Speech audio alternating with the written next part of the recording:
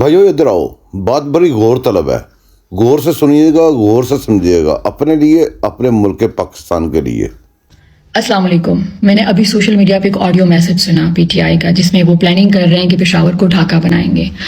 یعنی کے پی کے کو پاکستان سے الگ کریں گے، پاکستان کو تقسیم اور سول وار کی طرف لے جانے کی پوری تیاری کر رہی ہے پی ٹی آئی، اور اس کو سپورٹ کرنے کے لیے یہودی لوبی فل سپورٹ میں نکلی ہے، برطانیہ سے بھی، امریکہ سے بھی، یورپ سے، اسرائیل سے، اور انڈیا تو ہے ہی ان کی سپورٹ میں، کیونکہ انڈیا تو ہر اس شخص کو سپورٹ کرے گا جو پاکستان کو صفحہ ہستی سے مٹانا چاہتا ہے۔ اور یہ سب پی ٹی آئی اس لیے کر رہی ہے کیونکہ ان کے چند ممبران الیکشن میں ہار گئے کے پی میں،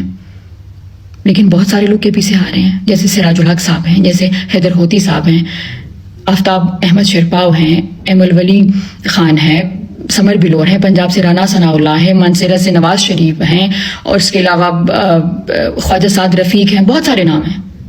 لیکن ان میں سے کوئی بھی نہیں نکلا کہ ہم پاکستان کو تقسیم کریں گے، پاکستان کو آگ لگانا، پاکستان کو ڈیمیج کرنا، دشمن ایجنڈے کو آگے بڑھانا، یہ کس نے نہیں کیا؟ ہر بار پی ٹی آئی کیوں؟ یہ تو الیکشن ہے، کوئی اگر جیتا ہے تو کوئی ہارتا ہے، صرف پاکستان کی بات نہیں کر رہی ہوں، ہر جگہ جو ہارتا ہے تو اس کو اعتراضات ہوتے ہیں، تو اس کے لیے تو قانون ہے پاکستان میں، آپ عدالت جائیں، لیکن اس طرح کوئی نہیں کرتا کہ ذرا سا موقع ملا اور پاکستان کو تقسیم کرنے، اس کو الگ کرنے، سول وار کی طرف لے کے جائیں۔ اور پاکستانی نیوز چینلز